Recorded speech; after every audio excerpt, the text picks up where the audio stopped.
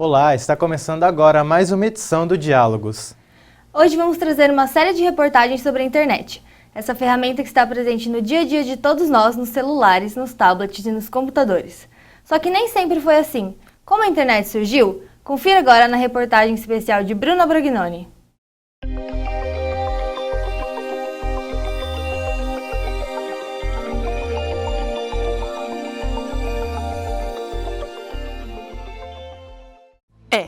Não tem jeito. Em qualquer lugar que você ande, em qualquer cidade do mundo, as pessoas estão conectadas.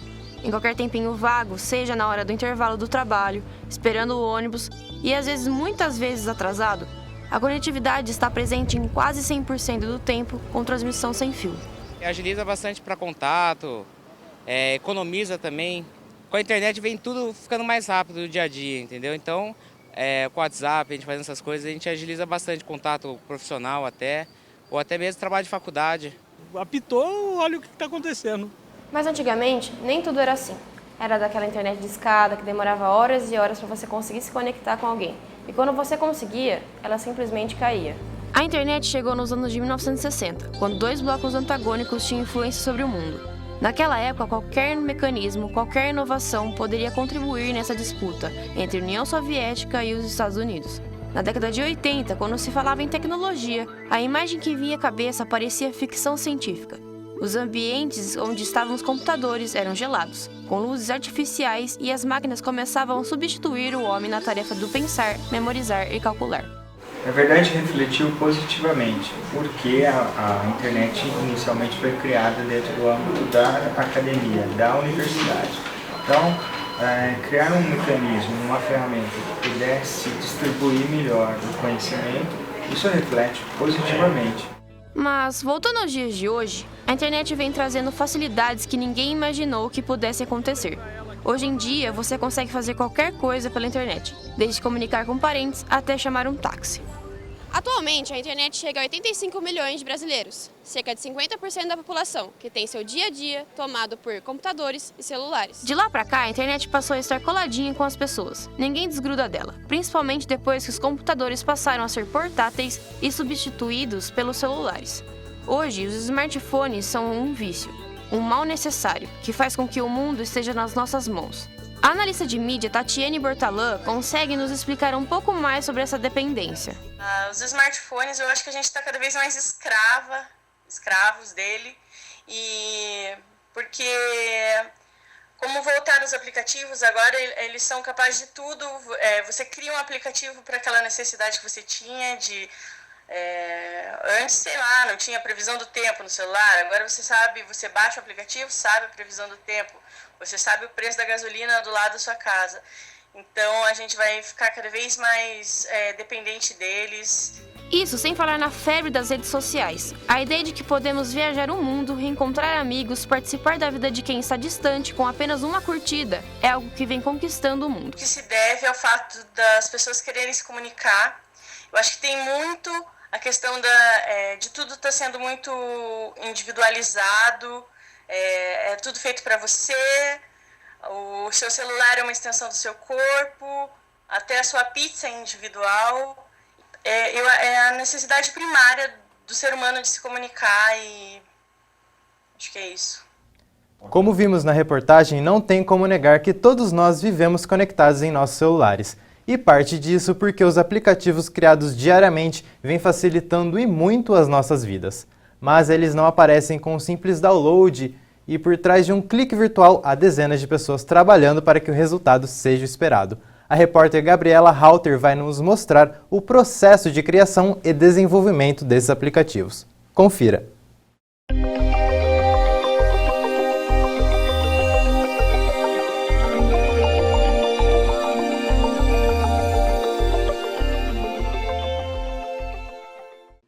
Para saber se o ônibus está chegando, basta um clique. Para pedir comida, é só seguir os passos mostrados na tela do celular. Hoje em dia, qualquer um se adapta a esses aparelhos e suas funcionalidades. Os aplicativos são febre entre os usuários de smartphones, que buscam praticidade no dia a dia. Empresas e startups, sabendo dessa necessidade, investem cada vez mais nas plataformas móveis. Isso beneficia desenvolvedores e clientes. Para criar os aplicativos, os profissionais da área buscam inspirações dentro e fora do Brasil e apostam em pesquisas com o público. Além disso, o investimento é altíssimo. Desde a criação do layout do aplicativo, a implementação desse layout no dispositivo, o profissional que ele faz o papel de usabilidade, né, ver se a experiência do usuário vai ser boa, até o profissional que ele vai implementar, fazer a codificação mesmo do aplicativo para rodar na plataforma. Então, estima-se que um aplicativo de médio porte, de pequeno porte, ele custa de 25 mil a 80 mil reais. Davi Sturt, coordenador de desenvolvimento do iFood, aplicativo de delivery, explica que as pesquisas inicialmente não tinham foco no público, mas sim na relação com os restaurantes afiliados. No começo foi uma coisa, a gente queria aproveitar a oportunidade. Então a gente saiu fazendo, não pesquisou muito e até a gente atribuiu um pouco esse ao sucesso. De sair na frente, ser o primeiro a fazer, investir bastante em marketing, mas no começo não teve muita pesquisa. Agora que a gente chegou num patamar que a gente quer elevar esse nível, então a gente começou a ter na ajuda da Mobile, que é uma investidora nossa, a fazer pesquisa, sair na rua mesmo, testar com o pessoal. O que você acha desse protótipo? Colher bastante informação do pessoal na rua mesmo, para a gente ter ideia do que eles querem, do que eles precisam. Não só os desenvolvedores estão comprometidos no processo, que é longo e trabalhoso, mas outros especialistas também estão envolvidos. É o caso de Lucas Servidoni, que trabalha entre a área comercial e o desenvolvimento, desde prospecção de clientes, negociações, vendas, até análise de requisitos e outras pesquisas. Tudo isso serve de base para que os aplicativos ganhem vida. Após essa produção, ele faz os testes e o produto está pronto para ser entregue. Posteriormente, a gente desenvolve a ideia junto com a empresa para oferecer algum tipo de interatividade para os clientes dela e desenvolver um aplicativo oferecendo novas funcionalidades, novas fontes de conteúdo para poder fidelizar aquele cliente, aquela empresa ou aquela marca. Todo esse trabalho é justificado pela satisfação e retorno dos usuários, que se aproveitam dos investimentos na área. E tudo aquilo que costumava ser complicado fica mais fácil. Eu fico 24 horas com o celular, então eu estou sempre usando o aplicativo. Tanto para a questão da mobilidade, para pegar um ônibus, pegar um táxi, quanto nas questões de mídias, redes sociais, o Facebook muito para comunicação, a questão dos e-books também dentro do celular, para estudar, para ler alguma coisa. Mas o mais essencial na minha vida mesmo, acredito que seja a questão do aplicativo do ônibus. Eu posso ir para onde eu quiser, no horário, eu já sei o horário pré-definido aqui, está dentro do aplicativo.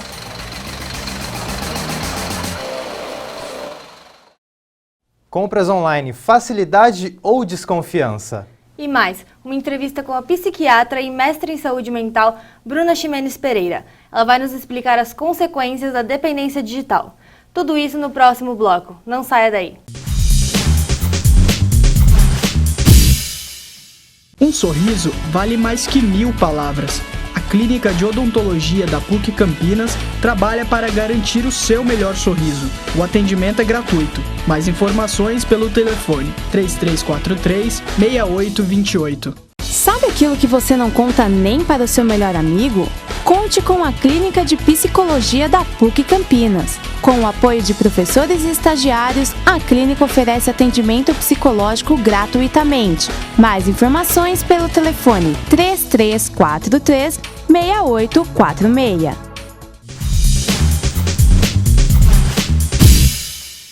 Você já comprou alguma coisa pela internet? Dificilmente a resposta vai ser não. As compras online vêm crescendo anualmente e a facilidade é o maior motivo. Nada de sair de casa, procurar lojas ou comparar preços. Seja pelo celular, tablet ou pelo computador, o e-commerce é uma realidade presente na vida de quase metade dos brasileiros, como mostra a reportagem de Vinícius Facina.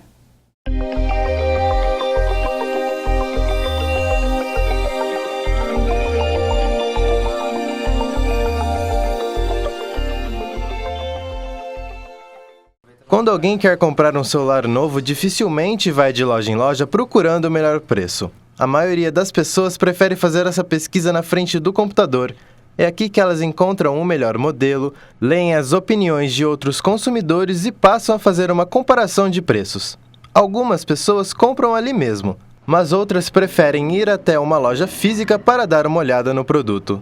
Pela internet não. Já ouvi muitos casos assim que errados, então fico meio cismado. O produto não pode vir, ou pode vir danificado, e não tem como argumentar.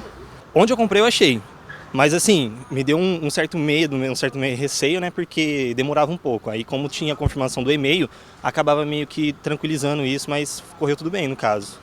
Há 15 anos atrás era impossível de se imaginar que um simples objeto como esse pudesse ser utilizado para ver a previsão do tempo, checar os horários dos transportes públicos e até fazer transferências bancárias. É uma ferramenta muito popular, então tem muita gente utilizando a ferramenta, né, em larga escala, e é muito prático para começar.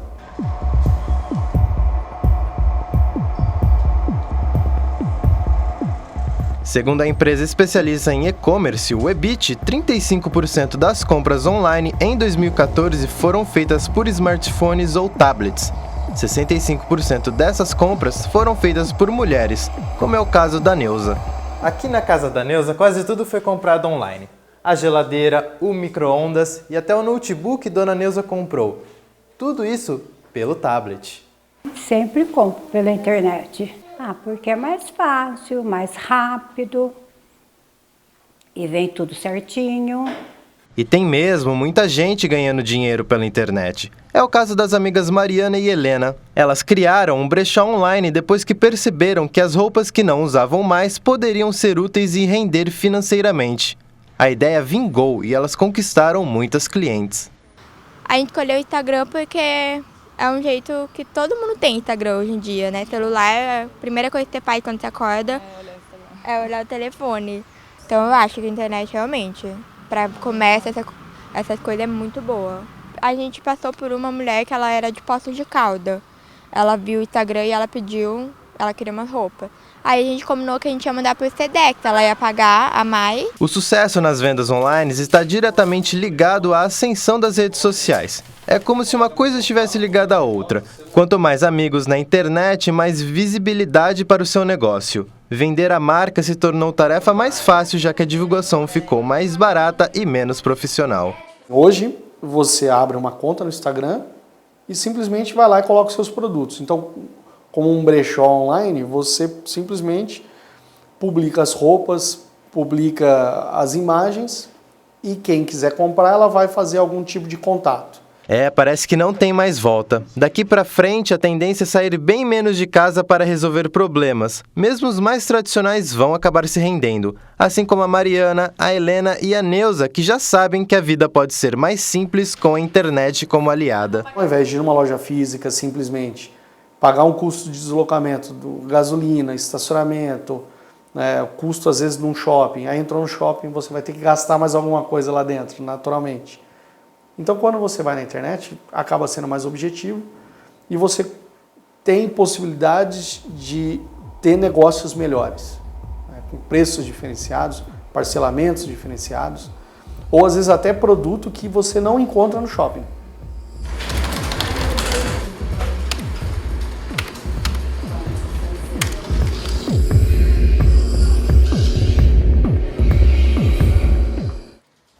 Como vimos, essa conexão 24 horas nos traz uma quantidade absurda de vantagens. Mas nem sempre só coisas boas surgem com as tecnologias. Um problema enfrentado por muitas pessoas é o vício gerado pelo uso exagerado desses aparelhos. Por isso estamos hoje aqui com a psiquiatra e mestre em saúde mental Bruna Ximenes Pereira.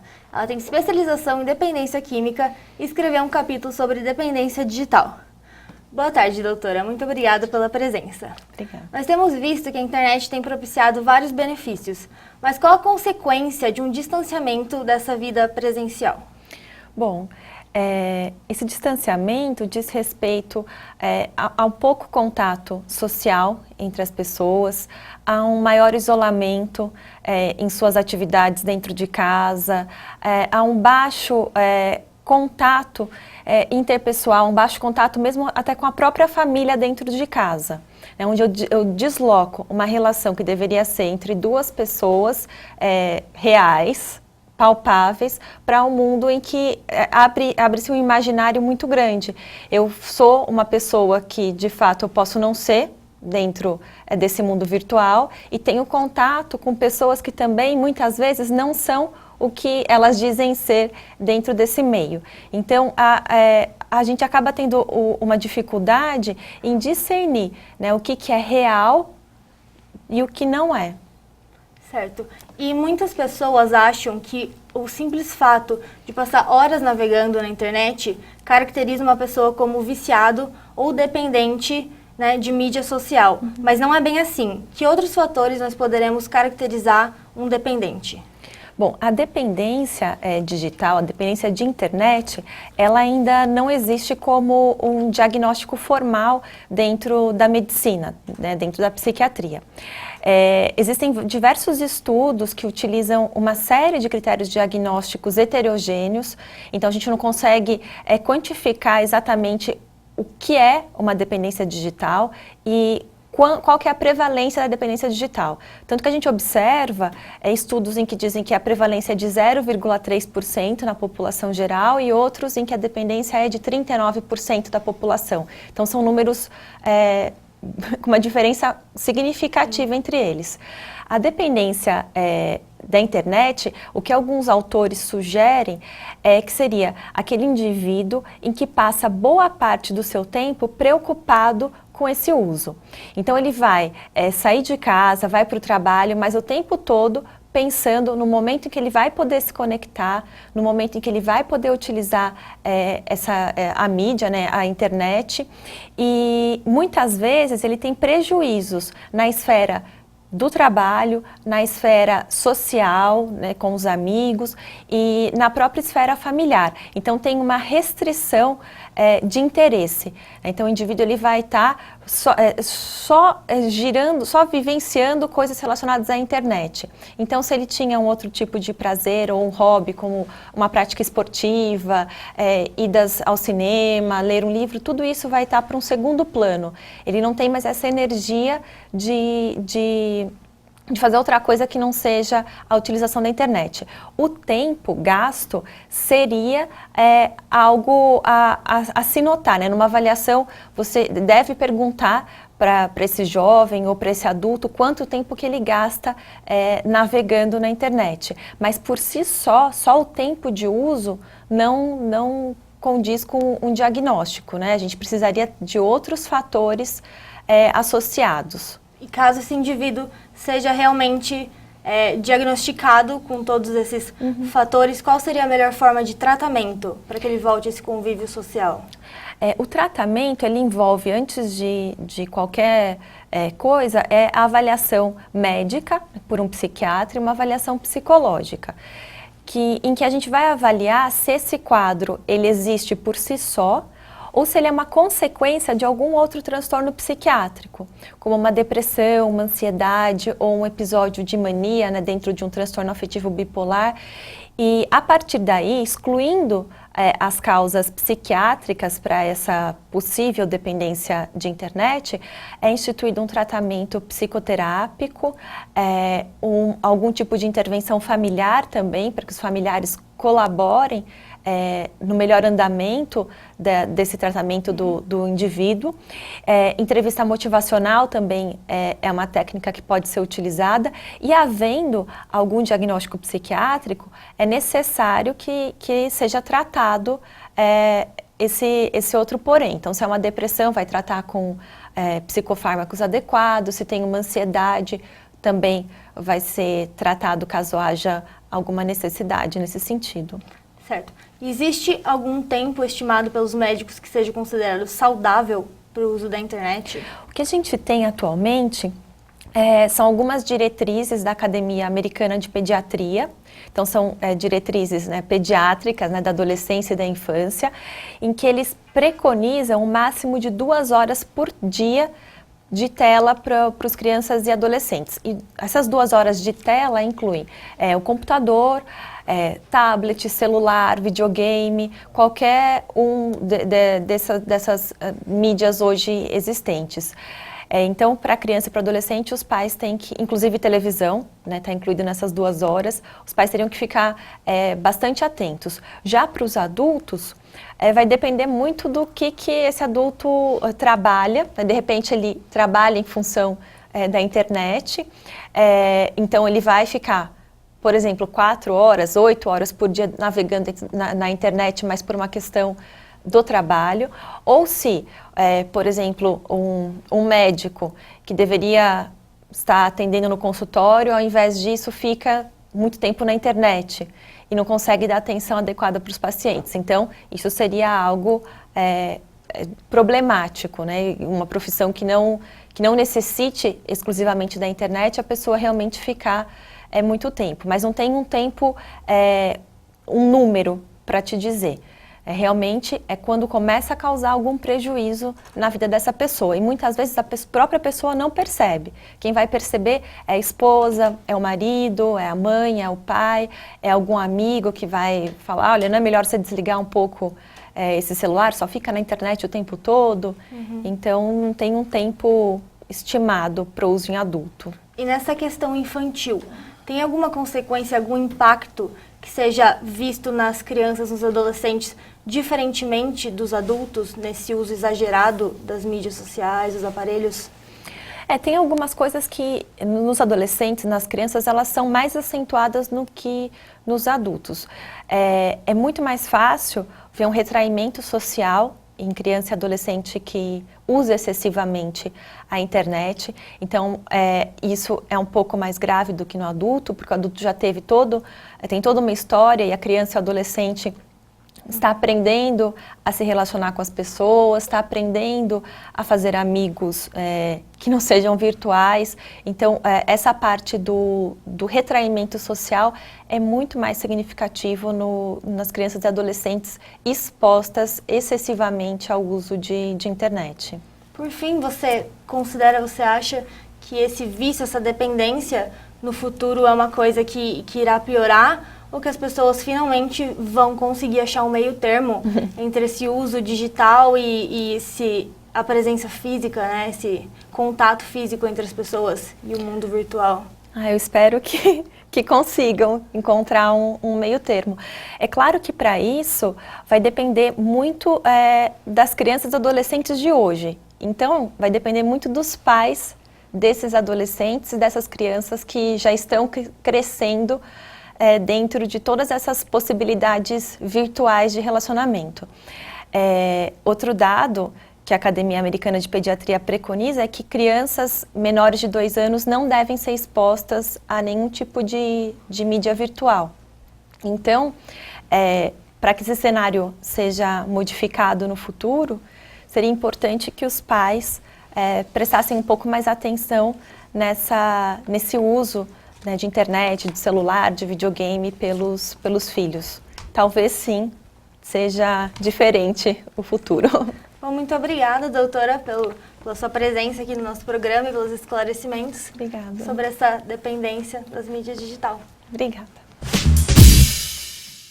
E como sabemos que cada vez mais as crianças estão ganhando aparelhos celulares, reunimos algumas dicas retiradas do capítulo que a doutora Bruna escreveu para que os pais fiquem atentos ao uso de aparelhos celulares pelos seus filhos. Converse e explique que o celular é um acessório que apresenta tanto pontos positivos quanto pontos negativos. Junto com o seu filho, examine possíveis problemas que o aparelho possa causar e estejam prontos para assumir essa responsabilidade. Pergunte por que ele quer ganhar no celular e o que ele pretende fazer com o aparelho. Deixe claro que apesar de o aparelho ser dele, é você quem está pagando por isto. Não esqueça de estabelecer limites. E por fim, deixe claro que haverá consequências caso o combinado não seja cumprido. Essas são algumas dicas para que desde cedo as crianças saibam utilizar os aparelhos com cautela e limite e cresçam aproveitando as vantagens e possibilidades que os aparelhos nos oferecem. E essa foi mais uma edição do Diálogo sobre Internet, desde a sua criação até os dias de hoje. Muito obrigado pela sua companhia. Obrigada, até uma próxima.